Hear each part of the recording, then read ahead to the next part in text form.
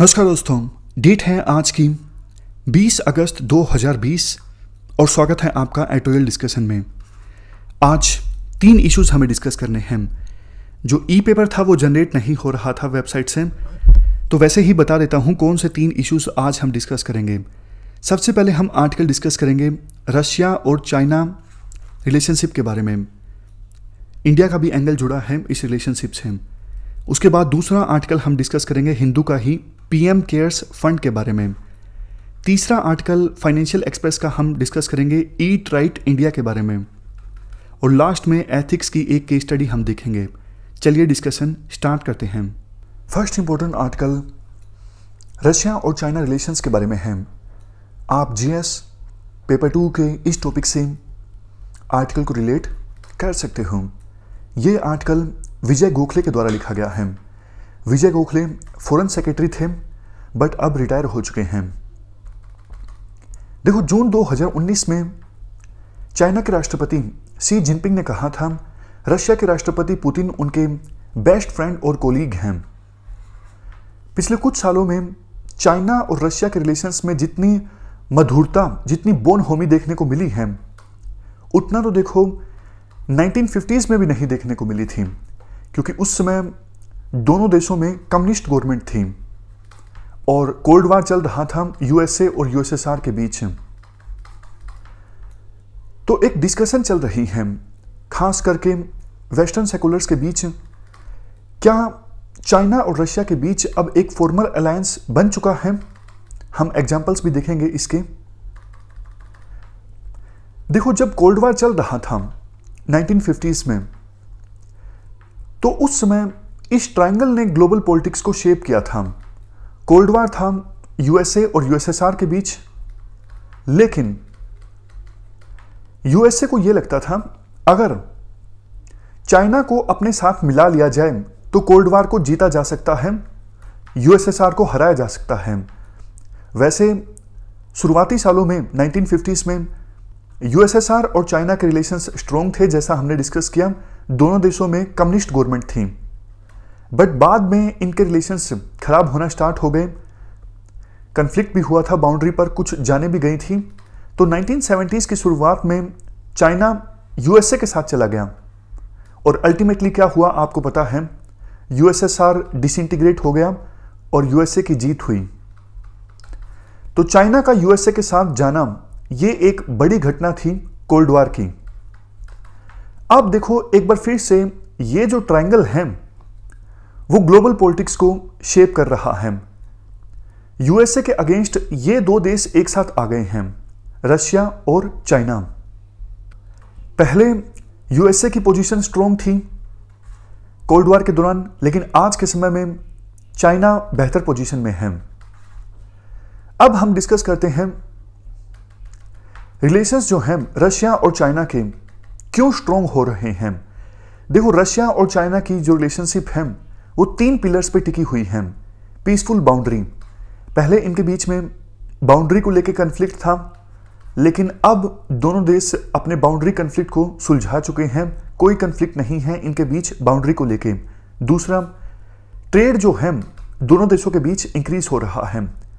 तीसरे नंबर पे दोनों का सेम दुश्मन है यूएसए। तो इन दोनों देशों के बीच जो गहरी दोस्ती है वो इन 3 पिलर्स के ऊपर टिकी हुई है। देखो, वेस्टर्न कंट्रीज ने रशिया के ऊपर सैंक्शंस लगा दिए हैं जब से रशिया ने क्रीमिया को हड़पा है। पहले रशिया बहुत ज़्यादा ऑयल और गैस को एक्सपोर्ट किया करता था यूरोपियन कंट्रीज को, बट चूंकि सैंक्शंस लगा दिए गए हैं वेस्टर्न कंट्रीज के द्वारा, तो रशिया के पास मजबूरी है। रशिया अपनी ऑयल एंड गैस को चाइना को ज़्यादा एक्सपोर्ट कर रहा है, क्योंकि रशिया की जो इकोनॉमी है बहुत ज़्यादा डिपेंडेंट है ऑयल और गैस पर। अगर रशिया इन चीज़ों को नहीं एक्सपोर्ट करेगा तो रशिया का काम चलना मुश्किल हो जाएगा। यूरोपियन कंट्रीज तो कर नहीं रही हैं ज़्यादा इंपोर्ट रशिया से, तो रशिया की मजबूरी है कि रशिया इन चीज़ों को एक्सपोर्ट करे चाइना को। ये एक बड़ा रीज़न है जिसकी वजह से रिलेशनशिप जो है मजबूत हुई है दोनों देशों के बीच। आप और भी एग्जांपल्स देखिए कैसे रशिया और चाइना के जो रिलेशंस हैं वो स्ट्रॉन्ग हो रहे हैं। दोनों के बीच जो ट्रेड है वो डबल हो चुका है, 108 बिलियन डॉलर्स तक पहुंच चुका है। पहले देखो रशिया के सेंट्रल बैंक में चाइनीज करेंसी के जो रिजर्व्स हैं वो 1% से भी कम हुआ करते थे, लेकिन आज रशिया के सेंट्रल बैंक में चाइनीज करेंसी जो रिजर्व्स हैं वो 13% तक पहुंच चुके हैं। पहले देखो जर्मनी प्रिंसिपल सप्लायर था इंडस्ट्रियल प्लांट एंड टेक्नोलॉजी का रशिया को, लेकिन अब चाइना ने जर्मनी को सरपास कर दिया है, पीछे छोड़ दिया है। अब चाइना रशिया को इंडस्ट्रियल प्लांट और टेक्नोलॉजी सप्लाई कर रहा है। तो इसीलिए लगता है वेस्टर्न कंट्रीज के सेकुलर्स को कि दोनों देश बार बार मिलिट्री एक्सरसाइज करते हैं, थर्ड कंट्रीज के साथ मिलकर एक साथ डील करते हैं जैसे ईरान, तो क्या इनके बीच फॉर्मल अलायंस हो चुका है? इसका एक सबूत देखो ये भी है, मल्टीलेटरल फोरम जैसे यूएन, यहां भी रशिया और चाइना के बीच गुटबंदी देखने को मिलती है। अब देखो ये सारी बातें बता के इसके बाद राइटर ये बोलते हैं सच है कि ऐसा लगता है रशिया और चाइना के बीच दोस्ती मजबूत हुई है और दोनों का फॉर्मल अलायंस शायद बन चुका है। बट देखो राइटर के अनुसार बहुत सारी कॉन्ट्राडिक्शंस भी हैं दोनों देशों के रिलेशंस में। उन कॉन्ट्राडिक्शंस को समझने की आवश्यकता है। सबसे पहली कॉन्ट्राडिक्शन, चाइना के राष्ट्रपति चाइनीज नेशन के रिजूनिएशन की बात करते हैं। फॉर्मर वाइस फॉरेन मिनिस्टर हैं चाइना की फू यिंग, इन्होंने 2016 में कहा था चाइना वैसे तो देखो राइज कर रहा है, बट बहुत सारे जो रशियंस हैं वो अनकंफर्टेबल महसूस करते हैं चाइना के राइज से। ये पहली कॉन्ट्राडिक्शन है। दूसरी कॉन्ट्राडिक्शन देखो, हमने जैसा डिस्कस किया कि बाउंड्री डिस्प्यूट अब सुलझ चुका है रशिया और चाइना के बीच, लेकिन बावजूद इसके कॉन्ट्राडिक्शन ये है अभी भी बहुत सारे चाइनीज को ये लगता है कि लेट 19th सेंचुरीज में रशिया में जो जारिस्ट एम्पायर था, इन्होंने चाइना की 6 लाख स्क्वायर मील की जो जमीन थी वो हड़प ली। तो बहुत सारे चाइनीज को ये लगता है कि हमें रशिया से अब ये जमीन वापस लेनी चाहिए। तीसरी कॉन्ट्राडिक्शन ये है, रशिया का जो ईस्टर्न इलाका है वहां पर देखो चाइना के साथ बाउंड्री लगती है और बहुत सारे चाइनीज का माइग्रेशन हो रहा है। तो इससे भी जो रशिया के फॉरेन पॉलिसी मेकर्स हैं वो अनकंफर्टेबल महसूस करते हैं, उनको चाइना के इंटेंशंस पर शक होता है। कहीं ऐसा तो नहीं कि धीरे धीरे चाइनीज पॉपुलेशन इंक्रीज करके चाइना फिर से कोशिश करे रशिया से जमीन वापस लेने की। नेक्स्ट कॉन्ट्राडिक्शन ये है, कहने को तो देखो रशिया और चाइना के जो इकोनॉमिक रिलेशंस हैं बहुत ज़्यादा मजबूत हुए हैं, बट देखो अभी ट्रेड जितना होता है रशिया और चाइना के बीच, रशिया की साइड से ट्रेड सरप्लस है बिल्कुल थोड़ा सा, लेकिन दिक्कत ये है रशिया को ये लगता है हम तो रॉ मटेरियल एक्सपोर्ट करते हैं चाइना को जैसे oil gas, but China technology वाले प्रोडक्ट्स रेडीमेड प्रोडक्ट्स एक्सपोर्ट करता है रशिया को, तो इससे भी रशिया को दिक्कत है। चाइनीज इन्वेस्टमेंट बढ़ी तो है रशिया में, जो वादा किया गया है चाइना के द्वारा कि हम आपके देश में इन्वेस्टमेंट बढ़ाएंगे, बट देखो ज्यादातर जो इन्वेस्टमेंट आई है ना वो ऑयल एंड गैस के क्षेत्र में आई है। दोनों देशों के बीच एक डील साइन हुई थी कि आने वाले 30 सालों में 400 बिलियन डॉलर्स की ऑयल एंड गैस की सप्लाई करेगा रशिया चाइना को, और इसके लिए 1800 माइल्स की पाइपलाइन भी बिछाई जा रही है जिसका नाम है पावर ऑफ साइबेरिया। तो रशिया की शिकायत यह है कि भैया सिर्फ आप उन्हीं एरियाज में इन्वेस्टमेंट कर रहे हो जिसमें आपका इंटरेस्ट है, आपका फायदा है। पांचवी कॉन्ट्राडिक्शन देखो, रशिया को यह लगता है अगर चाइना की हमारे ऊपर डिपेंडेंसी रहती है ऑयल और गैस के लिए तो यह सही है, लेकिन चाइना को यह लगता है कि हम रशिया का जो ऑयल और गैस है इसको हमारी इकोनॉमी के साथ इंटीग्रेट कर लेते हैं, मतलब रशिया की हमारे ऊपर डिपेंडेंसी क्रिएट हो जाए तो ठीक है, रशिया और कहीं पर अपना ऑयल एंड गैस ना बेच पाए तो इससे हमको फायदा होगा, रशिया हमारे ऊपर डिपेंड हो जाएगा। मतलब रशिया चाहता है चाइना हमारे ऊपर डिपेंडेंट हो जाए और चाइना ये चाहता है रशिया हमारे ऊपर डिपेंडेंट हो जाए। लेकिन देखो रशिया को सिर्फ पैसों की आवश्यकता है, लेकिन रशिया नहीं चाहेगा कि हम पूरी तरह से चाइना के ऊपर डिपेंडेंट हो जाएं। रशिया को अगर मौका मिलेगा कि कल को अगर मान लीजिए यूएसए का राष्ट्रपति चेंज होता है और यूरोपियन कंट्रीज के साथ रशिया के रिलेशंस थोड़े से भी सुधरते हैं, तो रशिया चाहेगा कि अपने ऑयल और गैस के एक्सपोर्ट को डाइवर्सिफाई किया जाए, सिर्फ चाइना के भरोसे ना बैठा जाए। नेक्स्ट कॉन्ट्रडिक्शन, वैसे देखो दोनों का दुश्मन सेम है यूएसए, लेकिन कहीं ना कहीं दोनों देशों में ये आवाज उठती रहती है कि यूएसए के साथ रिलेशंस इंप्रूव किए जाएं। मतलब रशिया भी चाहता है कि हमारे यूएसए के साथ रिलेशंस इंप्रूव होने चाहिए और चाइना भी चाहता है। तो इसलिए दोनों देश एक दूसरे को मिसट्रस्ट के एस्पेक्ट से भी देखते हैं। कल को अगर यूएसए में नए राष्ट्रपति बनते हैं तो शायद उनकी पॉलिसी इतनी एग्रेसिव ना हो, शायद वो अलग तरह की अप्रोच अपनाए रशिया को लेके या फिर चाइना को लेके। तो उस संदर्भ में फिर दोनों के बीच की जो दोस्ती है वो पहले की तरह नहीं रहेगी, क्योंकि अभी तो दोनों का दुश्मन यूएसए है, इसलिए दोस्ती है। लेकिन जब यूएसए के रिलेशंस दोनों में से किसी एक के साथ भी अगर अच्छे हो गए तो फिर दोनों के बीच जो मिसट्रस्ट है, अविश्वास है, वो और ज्यादा बढ़ेगा। एक और चीज देखो, वैसे रशिया अभी चाइना को S-400 मिसाइल सिस्टम प्रोवाइड कर रहा है और शायद ये लास्ट मेजर सप्लाई होगी रशिया की तरफ से चाइना को, क्योंकि चाइना अब धीरे धीरे आत्मनिर्भर होने की दिशा में आगे बढ़ रहा है। मिलिट्री इक्विपमेंट्स के क्षेत्र में चाइना की जो डिपेंडेंस है वो रशिया के ऊपर खत्म हो जाएगी, तो इससे भी दोस्ती पर असर पड़ सकता है। नेक्स्ट कॉन्ट्रडिक्शन, एसिमेट्री जो है दोनों देशों के बीच बढ़ती जा रही है। आज के समय में देखो चाइना अगर यहां है तो रशिया इतना है। जितना ज्यादा गैप बढ़ेगा दोनों देशों के बीच उतना ही मिसट्रस्ट बढ़ेगा, क्योंकि रशिया जो है, रशिया के एम्बिशंस ये हैं या तो खोई ग्लोरी को हासिल किया जाए, जैसे यूएसएसआर के समय ग्लोरी हुआ करती थी, इज्जत हुआ करती थी, उसको वापस हासिल किया जाए, या फिर अभी वर्ल्ड जो है वो मल्टीपोलर वर्ल्ड ऑर्डर होना चाहिए। सिर्फ चाइना और यूएसए, ऐसा ना हो कि सिर्फ यही दो देश पावरफुल हो और हम बिल्कुल बोने साबित हो जाएं, हमारे पास पावर ही ना हो। ऐसा रशिया नहीं चाहता। रशिया ये चाहता है या तो हमारे पास यूएसएसआर जैसी पावर हो या फिर मल्टीपोलर वर्ल्ड हो, कई सारे पोल्स हो, कई सारे बराबर की पावर्स हो वर्ल्ड में। तो चाइना बहुत ज्यादा पावरफुल हो रहा है, रशिया इतना नहीं हो रहा है, तो दोनों के बीच जो मिसट्रस्ट है बढ़ेगा, खास करके रशिया की तरफ से, क्योंकि रशिया जूनियर पार्टनर नहीं बनना चाहता। लास्ट आर्गुमेंट भी इसी की तरह का है। देखो रशिया का अपना एक विजन है वर्ल्ड को लेके, लेकिन चूंकि चाइना का इंफ्लुएंस बढ़ता जा रहा है, इवन सेंट्रल एशिया जो कि पहले यूएसएसआर का पार्ट हुआ करता था और अभी भी रशिया का बैकयार्ड है, रशिया नहीं चाहता कि सेंट्रल एशिया में चाइना का इंफ्लुएंस बढ़े, बट चाइना का इंफ्लुएंस बढ़ता जा रहा है।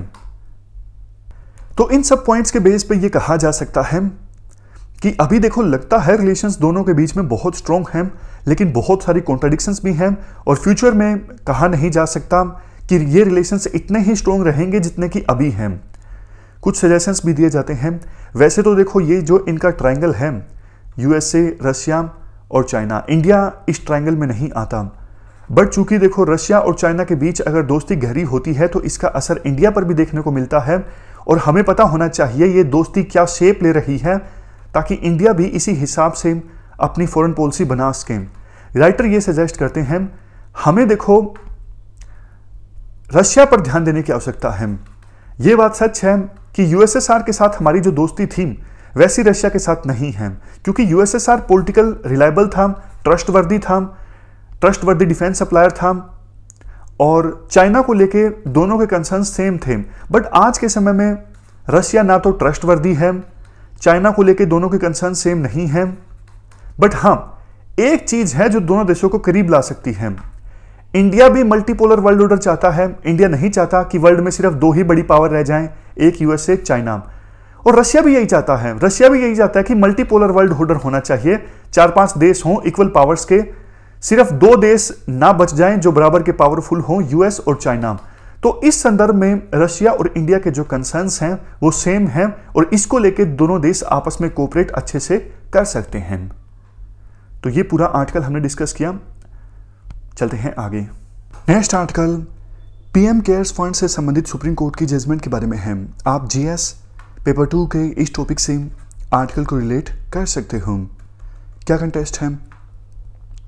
देखो, जब ये कोविड-19 की महामारी आई तो इससे निपटने के लिए सरकार ने काफ़ी सारे कदम उठाए और उसमें से एक था पीएम केयर्स फंड को इस्टेब्लिश करना, ताकि आम जनता से, वेरियस कंपनी से, कॉरपोरेशन से, पीएसयू से चंदा लिया जा सके, डोनेशन लिया जा सके और सरकार बेहतर ढंग से इस महामारी से निपट सके। बेसिक डिटेल्स की बात करें पीएम केयर्स फंड के बारे में, इसको पब्लिक चैरिटेबल ट्रस्ट के तौर पे इस्टेब्लिश किया गया था और ट्रस्ट डीड जो है वो रजिस्टर्ड है 27 मार्च 2020 की। इस फंड में फॉरेन कंट्रीब्यूशन लिया जा सकता है और अगर आप पैसा देते हो, इस फंड में डोनेट करते हो, तो आपको 100% टैक्स एग्जम्पशन मिलेगा। ये पीएम केयर्स फंड देखो एक दूसरा फंड प्रधानमंत्री नेशनल रिलीफ फंड से अलग है। मकसद क्या है? जैसा हमने डिस्कस किया, पब्लिक हेल्थ इमरजेंसी या फिर किसी दूसरी तरह की इमरजेंसी, कैलमिटी, डिस्ट्रेस, चाहे मैन मेड हो या फिर नेचुरल हो, इन सब से निपटने के लिए सपोर्ट प्रोवाइड करना, ये मकसद है इस फंड को इस्टेब्लिश करने का। इस फंड में ये भी शामिल है, फंड की सहायता से जो हेल्थ केयर इंफ्रास्ट्रक्चर है वो बूस्ट किया जाएगा, फार्मास्यूटिकल फैसिलिटीज़ को इम्प्रूव किया जाएगा, रिसर्च के लिए भी फंडिंग की जाएगी। फंड को कंपोजिशन करने के लिए जो कमेटी है, ट्रस्टी हैं मतलब इस फंड के, प्रधानमंत्री देखो चेयरमैन हैं, इसके अलावा मेंबर्स हैं defence minister, home minister, finance minister, जैसा कि आप इस तस्वीर में देख सकते हो। इसके अलावा फंड को एडमिनिस्टर करने के लिए जो कमेटी है उसमें 3 और ट्रस्टी हो सकते हैं जिनको नॉमिनेट किया जा सकता है प्रधानमंत्री के द्वारा। वो एमिनेंट पर्सन्स होंगे research, health science, social work, law, public administration और फिलैंथ्रोफी की फील्ड में। समझ गए? प्रधानमंत्री चेयरमैन, उसके अलावा 6 मेंबर्स, 3 तो ये मिनिस्टर्स प्लस में 3 ऐसे पर्सन्स जो एमिनेंट होंगे health science, social work, law, public administration, philanthropy, in fields में। इस फंड को लेकर देखो काफ़ी सारे कंसर्न्स थे। सबसे पहला कंसर्न तो ये था कि भैया ऑलरेडी एक फंड था प्रधानमंत्री नेशनल रिलीफ फंड, तो फिर नए फंड को इस्टेब्लिश करने की आवश्यकता ही क्या थी? ये पहला कंसर्न। दूसरा कंसर्न ये है, गवर्नमेंट का कहना है ये फंड जो है आरटीआई एक्ट 2005 के अंतर्गत नहीं आता है, तो फंड से संबंधित जो जानकारी है वो नहीं दी जा सकती आरटीआई के थ्रू। मतलब कोई आरटीआई लगाता है तो इस फंड के बारे में जानकारी नहीं दी जाएगी प्रधानमंत्री ऑफिस के द्वारा। प्रधानमंत्री ऑफिस का कहना है ये फंड पब्लिक अथॉरिटी नहीं है, इसलिए आरटीआई एक्ट 2005 के सेक्शन 2 क्लास एच में नहीं आता है। अगर हम बात करें इसके समकक्ष जो दूसरा फंड है प्रधानमंत्री नेशनल रिलीफ फंड, जिसके बारे में हमने कहा था कि ऑलरेडी ये फंड है, तो फिर नया पीएम केयर फंड इस्टेब्लिश करने की आवश्यकता ही क्या थी? तो क्वेश्चन उठता है कि ये पुराने वाला जो फंड है प्रधानमंत्री नेशनल रिलीफ फंड, क्या ये आरटीआई के अंतर्गत आता है या फिर नहीं आता है? तो इसके बारे में आर्टिकल में कहा जाता है, ये देखो एम्बिगुअस है। हाईकोर्ट्स की वेरियस जजमेंट्स हैं, तो कुछ जजमेंट्स कहती हैं कि ये आरटीआई के अंतर्गत आता है, कुछ कहती हैं नहीं आता है। सेंट्रल इंफॉर्मेशन कमीशन ने डायरेक्ट किया हुआ है कि प्रधानमंत्री नेशनल रिलीफ फंड से संबंधित जो जानकारी है वो पब्लिक डोमेन में रिलीज की जाए, बट पूरी तरह से इस फंड से संबंधित जानकारी भी पब्लिक डोमेन में रिलीज नहीं की गई है। और नए फंड के बारे में तो सरकार ने साफ तौर पे बोल दिया है, हमारे अनुसार ये आरटीआई के अंतर्गत नहीं आता है, तो हम जानकारी नहीं देंगे। नेक्स्ट कंसर्न ये है, सरकार कहती है ये फंड जो है पब्लिक अथॉरिटी नहीं है, बट आप देखिए मिनिस्ट्री ऑफ कॉर्पोरेट अफेयर्स ने माना है कि ये फंड सेटअप किया गया है सरकार के द्वारा, और प्रधानमंत्री समेत दूसरे कैबिनेट मिनिस्टर्स जो हैं वो उस कमेटी में शामिल हैं जो इस फंड को एडमिनिस्टर कर रही हैं, और कई सारे पब्लिक और प्राइवेट सेक्टर एम्प्लॉइज ने अपनी 1 दिन की सैलरी डोनेट की है इस फंड के अंदर। इवन सरकार ने यह भी प्रोविजन किया है, कोई कंपनी अगर इस फंड में डोनेट करती है तो वो सीएसआर के अंतर्गत आएगा। अरे भैया, इतने सारे प्रोविजन आपने कर दिए, फिर भी आप बोलते हो ये फंड पब्लिक अथॉरिटी नहीं है, तो ये तो गलत है ना। अगर ये फंड पब्लिक अथॉरिटी नहीं है तो फिर बहुत सारे एम्प्लॉइज की एक दिन की सैलरी क्यों काटी? एक दिन की सैलरी उन्होंने वॉलंटरी नहीं दी, अपने आप काट ली। अगर ये फंड पब्लिक अथॉरिटी नहीं है तो फिर क्यों कंपनीज को यह सुविधा दी जा रही है कि आप जो पैसा इस फंड में दोगे वो CSR यानी कॉर्पोरेट सोशल रिस्पॉन्सिबिलिटी के अंतर्गत आएगा। मतलब फैसिलिटीज तो सारी वही दी जा रही हैं जो कि एक पब्लिक अथॉरिटी अवेल कर सकती है, तो फिर पब्लिक अथॉरिटी क्यों नहीं है ये फंड? ये क्वेश्चन उठता है। नेक्स्ट कंसर्न ये है लैक ऑफ ट्रांसपेरेंसी।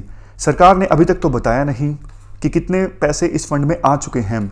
हाँ, इतना जरूर है, पिछले महीने नहीं, मई में सरकार ने अनाउंस किया था कि इस फंड से 3100 करोड़ रुपए जो हैं वो खर्च किए जाएंगे वेंटिलेटर्स पर, माइग्रेंट वर्कर्स वेलफेयर की तरफ और वैक्सीन डेवलपमेंट में। समझ गए? तो ये कंसर्न है, ट्रांसपेरेंसी नहीं है इस फंड में, पता नहीं है कि अभी तक कितना पैसा आ चुका है इस फंड में। नेक्स्ट, चूंकि देखो बजट से सरकार ने पैसा नहीं दिया है इस फंड में, इसलिए कैग जो है वो ऑडिटिंग नहीं कर सकती इस फंड की। कैग उन चीजों की ऑडिटिंग करती है ना जिसके लिए सरकार बजट से पैसा एलोकेट करती है, बट इस फंड में पैसा जो है वो बजट से एलोकेट नहीं किया गया है, तो फंड की जो ऑडिटिंग है वो कैग नहीं कर सकती। अब देखो, इन सब कंसर्न्स को लेकर केस फाइल किया गया था सुप्रीम कोर्ट में कि इसका जो पैसा है वो नेशनल डिजास्टर रिस्पांस फंड में डाल दिया जाए, क्योंकि काफ़ी सारे कंसर्न्स हैं इस फंड को लेके। बट सुप्रीम कोर्ट ने ये सारी बातें बोली अपनी जजमेंट में। सुप्रीम कोर्ट ने इस पिटीशन को रिजेक्ट कर दिया। सुप्रीम कोर्ट ने कहा कोई आवश्यकता नहीं है इस पैसे को नेशनल डिजास्टर रिस्पांस फंड में डालने की। सुप्रीम कोर्ट ने कहा PM केयर्स फंड जो है ये पब्लिक चैरिटेबल ट्रस्ट है और फंड्स वॉलंटरी दिए जा रही हैं जनता के द्वारा इस फंड में, तो इसलिए कोई आर्ग्यूमेंट बनता नहीं कि PM केयर फंड का पैसा नेशनल डिजास्टर रिस्पांस फंड में डाल दिया जाए। अगर डोनर चाहें, करदाता चाहें, तो वो नेशनल डिजास्टर रिस्पांस फंड में भी दान कर सकते हैं। कैग ऑडिटिंग की भी आवश्यकता नहीं है और fresh national disaster management plan की भी आवश्यकता नहीं है कोविड-19 से लड़ने के लिए। सुप्रीम कोर्ट ने इवन स्टैंडर्ड्स जारी करने से भी मना कर दिया कोविड-19 से लड़ने के लिए, रिलीफ प्रोवाइड करने के लिए। तो ये सुप्रीम कोर्ट की जजमेंट है।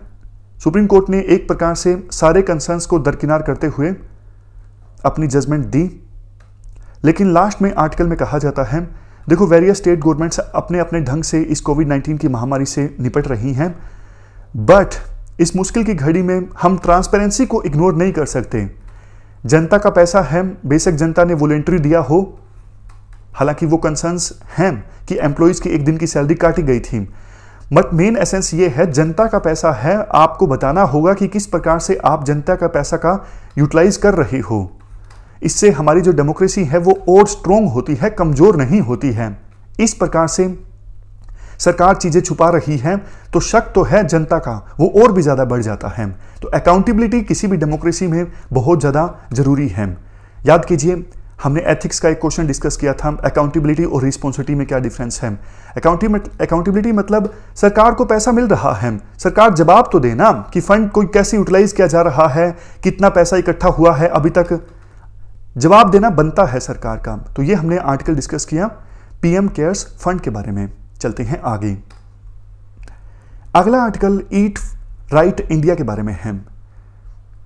इस आर्टिकल में देखो अच्छी अच्छी बातें बोली गई हैं, मतलब इस कैंपेन को एनालाइज नहीं किया गया है। मेनली कैंपेन है क्या, किन पिलर्स पर टिका है, क्या इसके फायदे होंगे, ये सारी बातें डिस्कस की गई हैं। GS पेपर 2 के इस टॉपिक से आर्टिकल को रिलेट कर सकते हो। कंटेस्ट क्या है?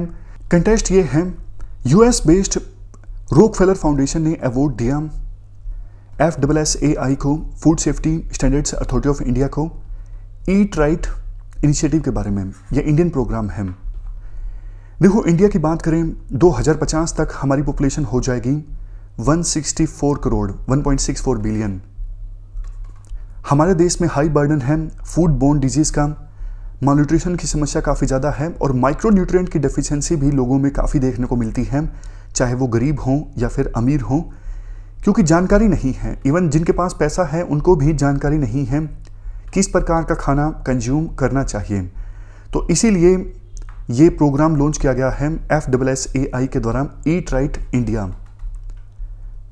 अगर इसे हम अच्छे से इम्प्लीमेंट कर देते हैं, 2050 आते आते हमारे देश में nourishing, resilient, sustainable, equitable food system develop होगा। ये जो प्रोग्राम है हेल्थियर डाइट को प्रमोट करता है सिस्टम बेस्ड अप्रोच की सहायता से। वो सिस्टम बेस्ड अप्रोच है क्या? फूड वेस्ट को रिड्यूस करना, हाइजीन एंड सैनिटेशन को इम्प्रूव करना, इसके अलावा हेल्दी फूड्स की अफोर्डेबिलिटी और एक्सेसिबिलिटी को इंक्रीज करना। बहुत सारी चीज़ें हैं इस इनिशिएटिव में। ये जो इनिशिएटिव है ये देखो 3 पिलर्स पे टिका हुआ है। पहला पिलर है सेफ फूड, दूसरा पिलर है हेल्दी डाइट और तीसरा पिलर है सस्टेनेबल डाइट। और इन 3 पिलर्स में काफ़ी सारे एक्शंस हैं। जैसे सेफ फूड जो पिलर है इसमें एक्शन है personal and overall hygienic and sanitary practices through the supply chain. उसके बाद कॉम्बैटिंग एडल्ट्रेशन, मतलब मिलावट से लड़ना। आज के समय में मार्केट में बहुत मिलावट होती है, खास करके खाने की चीज़ों में, तो इससे लड़ना। Reducing toxins and contaminants. और सबसे लास्ट में controlling food hazards in processing and manufacturing. ये सारे एक्शंस हैं सेफ फूड पिलर में। अब दूसरा पिलर है हेल्दी डाइट। इसमें भी कई सारे पिलर्स हैं, जैसे डाइटरी डाइवर्सिटी या फिर बैलेंस डाइट को प्रमोट करना, ईटिंग लेस, कम खाना और टाइमली खाना, eliminating toxic industrial trans fats, उसके बाद reducing consumption of salts, sugars and saturated fats, और सबसे लास्ट में फोर्टिफिकेशन ऑफ स्टेपल्स। क्या होता है कि क्रॉप्स में न्यूट्रिएंट्स ऐड कर दिए जाते हैं, तो इससे माइक्रो न्यूट्रिएंट्स की कमी की समस्या को एड्रेस किया जा सकता है। तीसरा पिलर है सस्टेनेबल डाइट। इसमें कौन से एक्शंस हैं? लोकल और सीजनल फूड को प्रमोट करना, फूड लॉस या फिर फूड वेस्ट को प्रिवेंट करना, वैल्यू चेन्स में पानी को कंजर्व करना, केमिकल्स का कम से कम इस्तेमाल हो प्रोडक्शन या फिर प्रिजर्वेशन में, ये इंश्योर करना, और सेफर एंड सस्टेनेबल पैकेजिंग को प्रमोट करना। ये सारी चीज़ें हैं सस्टेनेबल डाइट में। इम्प्लीमेंटेशन की अगर हम बात करें तो eat right at home, eat right at school, eat right at campus, इन सब क्षेत्रों में अवेयरनेस फैलाई जा रही है। और इसके लिए कई सारे सेलिब्रिटीज़ का भी साथ लिया गया है, जैसे विराट कोहली, राजकुमार राव, जूही चावला, साक्षी तंवर। कोलैबोरेशन किया जा रहा है वेरियस मिनिस्ट्रीज़ के द्वारा अवेयरनेस फैलाने के लिए, और कई सारे प्रोग्राम्स के साथ भी सिनर्जी इस्टेब्लिश करने की कोशिश हो रही है, जैसे आयुष्मान भारत, स्वच्छ भारत अभियान, पोषण अभियान, फिट इंडिया इनिशिएटिव। फ़ायदे देखो काफ़ी ज़्यादा होंगे अगर ये इनिशिएटिव हम ठीक से इम्प्लीमेंट करते हैं। जैसा हमने शुरुआत में डिस्कस किया था, मालन्यूट्रिशन की समस्या है हमारे देश में, माइक्रोन्यूट्रिएंट्स की कमी है, बहुत सारे डिजीज़ हो जाते हैं ख़राब डाइट की वजह से, तो उन सब चीज़ों को एड्रेस किया जा सकता है। और यूनाइटेड नेशंस का जब समिट ऑर्गेनाइज होगा 2021 में, फूड सिस्टम समिट, तब भी इस इनिशिएटिव को प्राइज़ मिल सकता है अगर बेहतर इम्प्लीमेंटेशन की दिशा में हम आगे बढ़ते हैं। तो ये आर्टिकल था। अब लास्ट में देखो एथिक्स की एक छोटी सी केस स्टडी हम देख लेते हैं। केस स्टडी ये है, पवन MBA को परस्यू कर रहा है और आपका रूममेट है, मतलब पवन आपका साथी है, MBA को परस्यू कर रहा है, आप भी परस्यू कर रहे हो, और आपका रूममेट है प्राइवेट हॉस्पिटल में। उसको जॉब की जरूरत है क्योंकि पवन का जो बैकग्राउंड है फैमिली का वो काफ़ी ज़्यादा वीक है, गरीब है पवन की फैमिली, और पवन ने एजुकेशनल लोन भी ले रखा है, तो इसलिए पवन को जॉब की आवश्यकता है। बट हुआ क्या, पिछले 2 सेमेस्टर्स में पवन के ग्रेड्स अच्छे नहीं आए क्योंकि पवन बीमार हो गया, और अभी जो सेमेस्टर चल रहा है इसमें पवन को अच्छे मार्क्स लेने की बहुत ज़्यादा आवश्यकता है। अदरवाइज तो देखो प्लेसमेंट के लिए जो कट ऑफ क्राइटेरिया है उसे ही पवन पार नहीं कर सकेगा अगर इस सेमेस्टर में अच्छे मार्क्स नहीं आते हैं। तो ये सिचुएशन है। और हुआ क्या, कुछ दिनों पहले फाइनल सेमेस्टर एग्जाम से पहले पवन आपके पास आया और कुछ पैसे मांगने लगा। पवन बहुत ज़्यादा स्ट्रेस था, नर्वस था। पवन ने कहा कि अगर मेरे मार्क्स अच्छे नहीं आए, इस सेमेस्टर में मैं पास नहीं हुआ, तो प्लेसमेंट के लिए मैं नहीं बैठ सकूँगा, मेरी प्लेसमेंट नहीं होगी, जॉब नहीं लगेगी, तो ये सही नहीं होगा। इसलिए bad health, family status, educational loan, इन सब की रेफरेंस देते हुए पवन आपसे पैसे मांगता है कि भाई मुझे पैसे दे दो ताकि मैं पेपर खरीद सकूँ, पेपर खरीद के मैं पास हो जाऊंगा, अच्छे मार्क्स ले आऊंगा और मेरा जो कट ऑफ क्राइटेरिया है प्लेसमेंट के लिए वो पार हो जाएगा और जॉब लग जाएगी। ये बातें पवन आपको बोलता है, पैसे मांगता है। तो ऐसी सिचुएशन में आप क्या करोगे? क्या ऐसी सिचुएशन में सही होगा पवन को पैसे देना? मोरल डायलेमास आपको बताने हैं पहले पार्ट में, और दूसरे पार्ट में आपको बताना है रोल और ड्यूटीज क्या होनी चाहिए आपकी एज ए फ्रेंड, और कोर्स ऑफ एक्शन क्या होना चाहिए। देखो, केस स्टडीज में सबसे पहले तो आप फैक्ट्स को निकाल लो, जो इंपॉर्टेंट फैक्ट्स हैं। इस केस स्टडी में इंपॉर्टेंट फैक्ट्स क्या क्या हैं, फैक्ट्स निकाल लेते हो ना, तो फिर आप ज़्यादा से ज़्यादा एस्पेक्ट्स को शामिल कर लेते हो और कुछ भी छूटने की संभावना कम हो जाती है। एग्जामिनर को भी लगता है कि कैंडिडेट जो है सही रास्ते पर है, सारे फैक्ट्स जो हैं कैंडिडेट को पता है। तो देखो, ये सारे फैक्ट्स हैं जो लाल रंग में हाईलाइट किए हुए हैं। सबसे पहला फैक्ट, पवन आपका दोस्त है। दूसरा फैक्ट है ये है कि स्टडी का उसे जॉब की आवश्यकता है। तीसरा फैक्ट ये है उसका जो बैकग्राउंड है वो काफ़ी वीक है। और नेक्स्ट फैक्ट ये है उसे अच्छे मार्क्स स्कोर करने की आवश्यकता है प्लेसमेंट क्राइटेरिया को सेटिस्फाई करने के लिए। नेक्स्ट फैक्ट ये है वो आपसे पैसे मांगता है पेपर खरीदने के लिए। तो ये सारे फैक्ट्स हैं। सारे फैक्ट्स रिकॉग्नाइज करने के बाद, लिखने के बाद आप वैल्यूज़ के बारे में लिख सकते हो। इस केस स्टडी में कौन कौन सी वैल्यूज़ इन्वॉल्व हैं। देखो, वैल्यूज़ इन्वॉल्व हैं ऑनेस्टी, मतलब पवन ऑनेस्ट नहीं है। इंटीग्रिटी, ये तो साथ साथ जब आप ऑनेस्टी के बारे में लिखो इंटीग्रिटी के बारे में लिख सकते हो। वैसे आपको याद होगा एक एडिटोरियल डिस्कशन में हमने दोनों के बीच में डिफरेंस को काफ़ी डिटेल से समझा था। काफ़ी बार एक लाइन बोली जाती है दोनों के बीच में डिफरेंस को बताने के लिए। अगर ऑनेस्टी ये है गलत काम ना करना, तो इंटीग्रिटी ये है गलत काम करने के बारे में सोचना भी ना। खैर, और कौन सी वैल्यूज इन्वॉल्व हैं ऑनेस्टी और इंटीग्रिटी के अलावा? एम्पैथी, आप अपने आप को पवन की जगह पर रखकर देखते हो कि पवन किस सिचुएशन से होकर गुजर रहा है। इसके अलावा मोरल राइटिशियस, मतलब सही रास्ते पे चलना। पवन आपसे पैसे मांग रहा है, आप पैसे दोगे या फिर आप सही रास्ते पे चलोगे कि गलत काम नहीं करोगे। तो मोरल राइटियसनेस भी यहाँ पे इन्वॉल्व है। तो ये सारी वैल्यूज़ बताने के बाद आप स्टेक होल्डर्स के बारे में बता सकते हो। केस स्टडी में स्टेक होल्डर कौन कौन हैं? पवन है, आप हो, और पवन की फैमिली भी है। स्टेक होल्डर वैसे टीचर्स भी हैं जो प्लेसमेंट से जुड़े हुए हैं। ये सारे स्टेक होल्डर्स हैं। तो 3 चीज़ें आपने बता दी, केस स्टडी के फैक्ट्स बता दिए, वैल्यूज़ कौन सी इन्वॉल्व हैं केस स्टडी में वो बता दी, स्टेक होल्डर बता दिए। अब आप मोरल डायलेमा को एड्रेस कीजिए। मोरल डायलेमा क्या है? एक तो देखो, मोरल डायलेमा सीधा सीधा है, क्या आप सही रास्ते पे चलोगे जो कि है मोरल राइटिशियसनेस, या फिर आप सोशल ऑब्लिगेशन को फॉलो करोगे। मोरल राइटिशियसनेस का मतलब ये होता है कि मोरली राइट। अब पवन को पैसे देना, पवन इससे पेपर खरीद के, ये तो मोरली राइट नहीं है ना, मोरली रोंग है। तो एक तरफ आपको मोरली राइट होना है, दूसरी तरफ सोशल ऑब्लिगेशन है कि दोस्त की मदद करनी है। तो ये डायलेमा है आपके दिमाग में कि कौन सा पाथ आप चूज करोगे, दोस्त की मदद करोगे जो कि सोशल ऑब्लिगेशन है, या फिर आप सही मोरली राइट रास्ते पर चलोगे। दूसरा डायलेमा ये है, एक तरफ नहीं, दोनों तरफ। मतलब दोनों तरफ आप ये तो चाहते हो कि पवन का भला हो जाए, लेकिन आप एंड्स पे फोकस करो या मीन पे।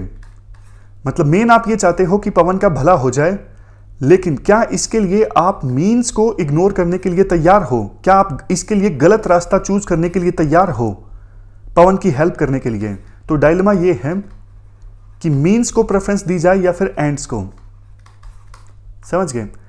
तो ये मोरल डायलेमास हैं, सोशल ऑब्लिगेशन वर्सेस मोरली राइटिशियसनेस, और दूसरा एंड वर्सेस मीन्स। और कौन सा मोरल डायलेमा है आप सोच सकते हो? देखो, जो हम डिस्कस कर रहे हैं इसका मतलब ये नहीं कि जो बेस्ट है हम वही डिस्कस कर रहे हैं। मतलब आप अपने हिसाब से इनोवेशन ला सकते हो। बस डिस्कशन करने का मतलब ये है कि एक तो आप टच में रहो एथिक्स के, और दूसरा आपका एक थॉट प्रोसेस डेवलप हो जाए। पेपर से 2 महीने पहले आप सोचने लगोगे तो शायद थॉट प्रोसेस आपका अच्छे से नहीं डेवलप होगा। आज आप ये केस स्टडी सुन रहे हो तो आपके माइंड में कई सारे आइडियाज अच्छे आ रहे होंगे, तो आप उनको यूज कर सकते हो। तो ये मोरल डायलेमास आपने बता दिया। उसके बाद आपको बताना है analyse your role and duties.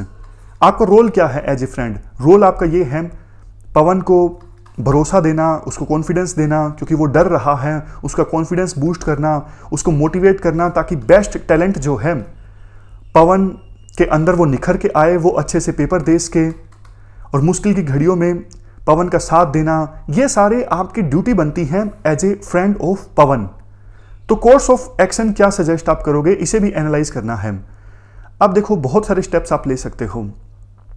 एक तो यूं हो सकता है, सीधा सीधा आप सोच के देखिए कि आप पवन की हेल्प करोगे। आप पवन को बोलोगे कि भैया जो काम आप करने जा रहे हो ये गलत है, मैं आपकी मदद करता हूं पढ़ाई में और आप पेपर पास कर लोगे, भरोसा रखिए। एक तो ये स्टेप हो सकता है। इसके फायदे क्या होंगे? फायदा ये होगा इसका कि पवन का कॉन्फिडेंस बूस्ट होगा। पवन को लगेगा कि हाँ, अगर आप हेल्प करोगे तो एग्ज़ाम निकल जाएगा और गलत रास्ते पर चलने से बचा जा सकेगा। नुकसान ये होगा, हो सकता है कि आपके पढ़ाने के बावजूद पवन पास ना हो सके, फिर कट ऑफ क्राइटेरिया सेटिस्फाई नहीं होगा, जॉब के लिए नहीं बैठ पाएगा। हो सकता है कि आपके पढ़ाने के बावजूद एग्ज़ाम में अच्छा परफॉर्म ना कर पाए पवन। तो ये बातें आप लिख सकते हो। दूसरा कोर्स ऑफ एक्शन ये हो सकता है, टीचर से बात की जाए कि ऐसी ऐसी सिचुएशन है और पवन के लिए आप थोड़ा क्राइटेरिया है वो कम कर दीजिए। लेकिन इससे फ़ायदा ये होगा कि पवन गलत काम भी नहीं करेगा, लेकिन क्राइटेरिया को वो सेटिस्फाई भी कर देगा। लेकिन इसका नुकसान है, इसका नुकसान ये है, ऐसे तो देखो सारे स्टूडेंट्स आ जाएंगे, वो भी बोलेंगे कि हमारे घर में भी दिक्कत है, तो स्पेशल एक को रियायत नहीं दी जा सकती। नेक्स्ट एक स्टेप ये हो सकता है, पवन को समझाना, कन्विंस कराना कि ये जो स्टेप आप लेने जा रहे हो ये गलत है। समझाना देखो जरूरी है, क्योंकि सिर्फ पैसे देने से, मना करने से काम नहीं चलेगा। पवन को समझाना पड़ेगा, कन्विंस कराना पड़ेगा, मोटिवेट करना पड़ेगा, एनकरेज करना पड़ेगा, तब जाके पवन के दिमाग में ये बात बैठेगी कि जो वो स्टेप लेना जा रहा है वो गलत है। फ़ायदा इसका क्या होगा? फ़ायदा तो देखो सीधा सीधा ये होगा, पवन की आंखें खुल जाएगी, पवन को समझ में आ जाएगा कि शॉर्टकट अपनाने से लाइफ में नुकसान होता है। और नुकसान क्या होगा? नुकसान वही होगा कि हो सकता है पवन जो है फिर एग्ज़ाम में फेल हो जाए। तो अल्टीमेटली लास्ट में आप लिखोगे, देखो लाइफ में अगर शॉर्टकट अपनाए जाते हैं तो शॉर्ट टर्म के लिए हो सकता है फ़ायदा हो, लेकिन लॉन्ग टर्म के लिए हमेशा नुकसान ही होता है। गांधी जी की जो थ्योरी है, मीन्स जो है वो गलत नहीं हो सकते, मतलब एंड्स हासिल करने के लिए मीन्स आपके गलत नहीं हो सकते। चोरा चोरी की घटना का जो एग्जाम्पल दिया जाता है, मकसद था आज़ादी हासिल करना, लेकिन वायलेंस की सहायता से अगर आज़ादी हासिल की गई तो फिर बाद में फ़ायदा नहीं होगा, इससे नुकसान ज़्यादा हो जाएगा। तो पेपर खरीद के अगर शॉर्ट टर्म में पवन सक्सेस हासिल कर भी लेता है तो इससे लॉन्ग टर्म में पवन को नुकसान ज़्यादा होगा। तो ये सारी बातें आप लिख सकते हो। हमारी आज की इस डिस्कशन में इतना ही है। Thank you very much for discussion.